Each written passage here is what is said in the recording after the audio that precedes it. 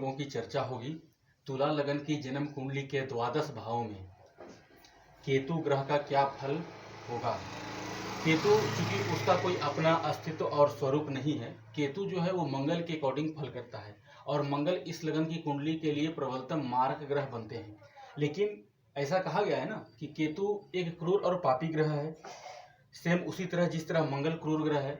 तो क्रूर ग्रह और पापी ग्रह ज्यादातर मामलों में तिरस्खड़ाय भाव और उपचय भाव में अपना श्रेष्ठ फल प्रदान करते हैं। तिरस्खड़ाय भाव तीसरा छठा एकादश को कहा जाता है और जो उपचय भाव है तीसरा छठा एकादश के साथ साथ दसम भाव को भी कहा जाता है।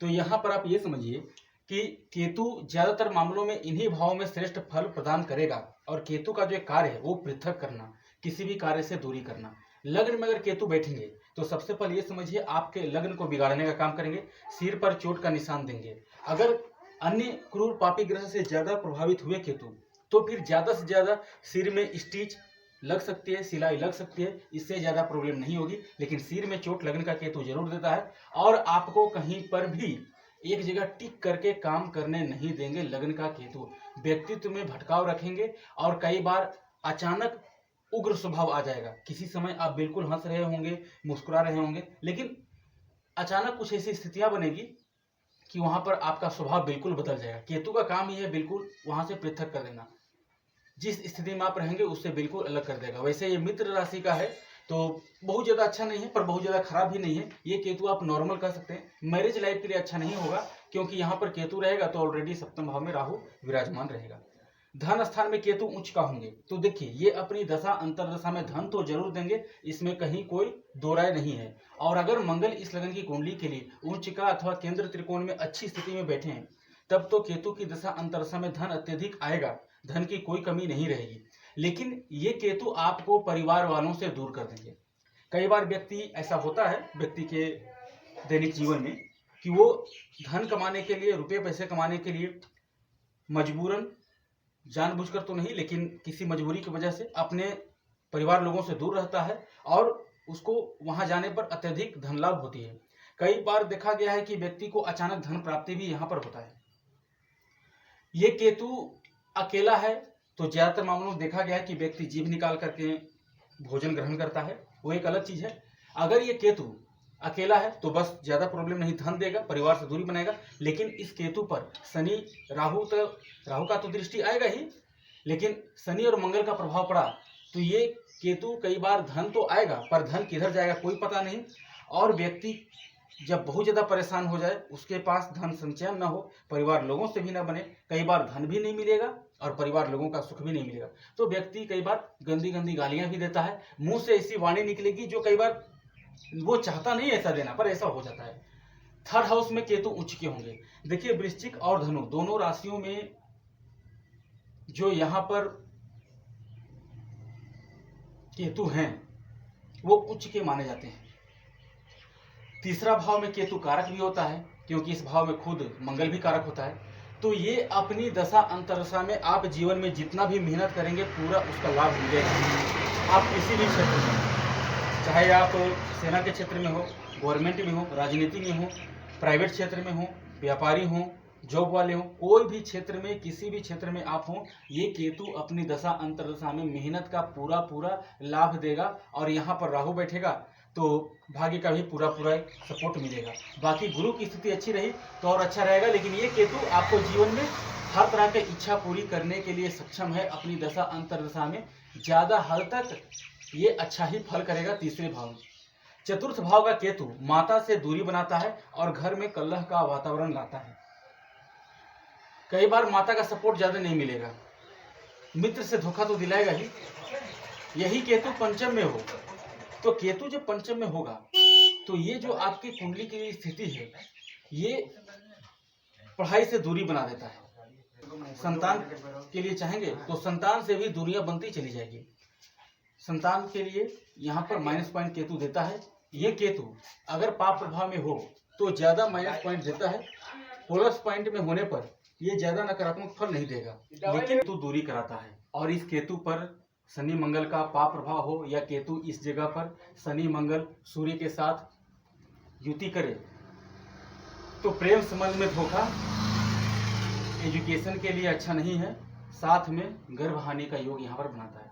छठे भाव का केतु अच्छा है, यहाँ पर केतु आपको शत्रु विजयी बनाएगा। कंपटीशन का कोई भी आप तैयारी कर रहे हैं उसमें सफलता प्रदान करेगा। कोर्ट केस का कोई भी मामला है उसमें आपको विजय दिलाएगा ये केतु।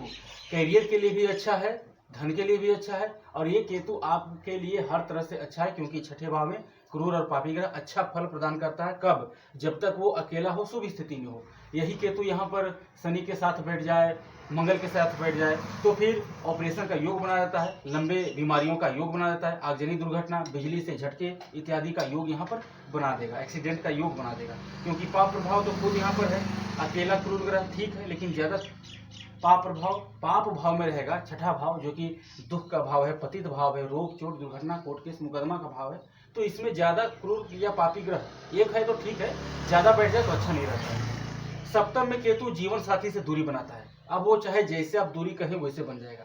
हालांकि मंगल की राशि में बैठा है, सबसे पहले विवाह तो करा देगा, इसमें कहीं कोई दो राय नहीं है, लेकिन दूरी कैसे बनाएगा? तो दूरी का मतलब आप किसी भी अच्छे समझ सकते हैं। अगर ये केतु यहाँ पर है, गुरु की दृष्टि पड़ जाए कहीं से भी, तो उसमें क्या है कि आप पैसे कमाने के लिए, लाभ के लिए, या किसी अच्छे कार्य के लिए जीवन साथी से या अपने परिवार से, विशेष रूप से जीवन साथी से दूर रहेंगे। यही केतु अगर क्रूर या पाप प्रभाव में है, मंगल के साथ हो, शनि के साथ हो, तो डाइवोर्स का योग बना देगा।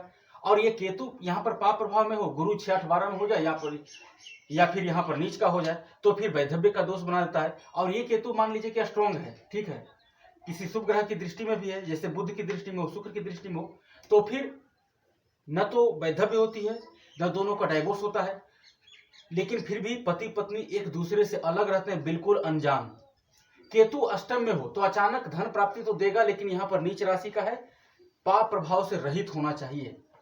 अन्यथा पाप प्रभाव में है तो लंबी बीमारी, ऑपरेशन का योग, एक्सीडेंट का योग, आगजनी दुर्घटना, बदनामी, अपमान हानि, इस तरह का योग यहाँ पर अष्टम का केतु देगा। वैसे अष्टम का केतु शुभ स्थिति में हो तो अच्छी स्थिति में होने के बावजूद श्रेष्ठ फल देगा, कई बार अचानक धन प्राप्ति देगा। यहाँ पर भी केतु नीच का माना जाता है, वृषभ और मिथुन दोनों राशि में। जिस तरह से केतु वृश्चिक और धनु में उच्च का माना जाता है, ठीक उसी प्रकार से वृषभ और मिथुन दोनों राशि में केतु नीच का माना जाता है।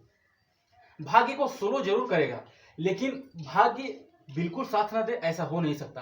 पिता से संबंध जरूर खराब देखा गया है यहाँ पर, और पढ़ाई को भी छुड़ा देता है कई बार। तुला लग्न वालों के लिए 9th हाउस का केतु देखिए हर किसी के लिए अलग अलग है। अगर किसी कुंडली में शनि की स्थिति खराब हो, क्योंकि एजुकेशन का मालिक शनि है और एजुकेशन का कारक गुरु होता है, वो पीड़ित होगा तो भी एजुकेशन में बाधा उत्पन्न आएगा, एजुकेशन छूट जाती है। और केवल केतु के 9 भाव में होने से आपका एजुकेशन छूट जाए ऐसा नहीं है, कई बार हायर एजुकेटेड भी देखा गया है। और ये केतु आपको भाग्य में स्लो या विलंब तो लाएगा, परंतु सफलता जरूर प्रदान करेगा। अन्य ग्रह के सपोर्ट होना चाहिए। अगर अन्य कोई और ग्रह अच्छा स्थिति में नहीं है तो केतु आपको जीवन में 48 ईयर्स यानी 48 वर्ष के बाद सफलता प्रदान करेगा। दसम का केतु ठीक है, भले ये आपको एक जगह से टिक कर काम करने नहीं देगा, पिता से संबंध अच्छा नहीं रहने देगा, लेकिन इसके बावजूद ये केतु आपको जीवन में मान सम्मान, यश, कीर्ति, ख्याति सब कुछ देगा। बशर्ते शर्त यहाँ पर यह है कि ये केतु यहाँ पर सूर्य के साथ नहीं होना चाहिए, अन्यथा पिता का साया सिर पर से बहुत जल्द उठ जाता है। केतु यहाँ पर मंगल के साथ हो तो ठीक है, कोई ज्यादा दिक्कत नहीं है। इसके अलावा ये राजनीति के लिए भी श्रेष्ठ स्थिति बनता है केतु का दसम भाव में। केतु लाभ स्थान में हर तरीके से श्रेष्ठ फल देगा, क्योंकि यहाँ पर केतु एकादश में केतु बैठा है। भले ही आपका बड़े भाई बहन से संबंध अच्छा ना हो, क्योंकि ये शत्रु राशि में बैठा है, परंतु अगर केतु यहाँ पर अपने नक्षत्र का है तो अत्यंत श्रेष्ठ स्थिति में केतु की दशा अंतरदशा में आपको श्रेष्ठ फल ही मिलेंगे। हाँ, उसके लिए आप अपेक्षा कीजिए कि केतु यहाँ से संतान भाव को प्रभावित कर रहा है, तो संतान सुख और बड़े भाई बहन के सुखों में कमी जरूर देगा, पर जो भी फाइनेंशियल स्थिति है वो हमेशा आपकी स्ट्रोंग रहेगी, उसमें कहीं कोई दो राय नहीं। शायद ही कोई ऐसी इच्छा हो जो पूरा ना हो। कई बार अचानक धन प्राप्ति दिलाता है लॉटरी सट्टे शेयर मार्केट में। अचानक धन प्राप्ति कहने का मतलब है आजकल आपको गड़ा हुआ धन मिले खेतों के नीचे या फिर घर के नीचे, जमीन के नीचे, वो तो अब गई वो जमाना या फिर वो समय गया। अब अपवाद में अगर वैसा कोई स्थिति एकाद में देखने को मिलती है तो एक अलग स्थिति है। तो अचानक धन प्राप्ति का मामला है। यहाँ पर कहीं आप दिए हैं पैसे, वो फंस गया, वो आपको मिल गया। उधार पैसे किसी को दिए थे, आप उम्मीद खो चुके थे कि वो आपको वापस आपका धन रिटर्न करेगा। लेकिन एक तरह से पॉजिटिव पॉइंट है केतु के लिए। केतु द्वादश में होगा, शुभ फल की अपेक्षा ना करें तो अच्छा है। और ये केतु जितने क्रूर या पाप प्रभाव में होगा उतने आपके जीवन में नकारात्मक फल प्रदान करेगा। इसलिए केतु यहाँ पर शुभ स्थिति में होना अति आवश्यक है, अन्यथा अकेला भी है तो ठीक है। अन्यथा ये केतु हॉस्पिटल का खर्चे बढ़ाएगा, नींद की प्रॉब्लम देगा, लड़ाई झगड़े का स्थिति हमेशा बनी रहेगी। कई बार लड़ाई झगड़े ज्यादा व्यक्ति करता है, अगर मंगल का प्रभाव हो जाए तो उस वजह से भी व्यक्ति को, यहाँ पर मंगल बैठ जाए इसकी चतुर्थ दृष्टि केतु पर आ जाएगी, शनि दशम में बैठ जाए इसकी तीसरी दृष्टि केतु पर आ जाएगी। तो कई बार व्यक्ति लड़ाई झगड़े की वजह से, अपने स्वभाव की वजह से बार बार लड़ाई झगड़ा करता है और उसके लिए पुलिस केस, कोर्ट केस का चक्कर उसको काटना पड़ता है। फिर उसमें वो वापस निकला, फिर उसको इसी स्थिति का सामना करना पड़ जाएगा। अमूमन केतु इस लगन के लिए एक न्यूट्रल प्लेनेट कह सकते हैं, और केतु का जेमस्टोन आपको बिल्कुल धारण न करना चाहिए। धारण कर सकते हैं किसी विशेष परिस्थिति में, जो किसी की कुंडली में अप्लीकेबल नहीं होगा, शायद ही किसी व्यक्ति की कुंडली में अप्लीकेबल हो। अन्यथा इसका जो जेमस्टोन है, वैदिक मंत्र है, बीज मंत्र है, तांत्रिक मंत्र है, जो इसका डोनेशन है उसी को आपको करना चाहिए, उसी से केतु का श्रेष्ठ फल मिलेगा।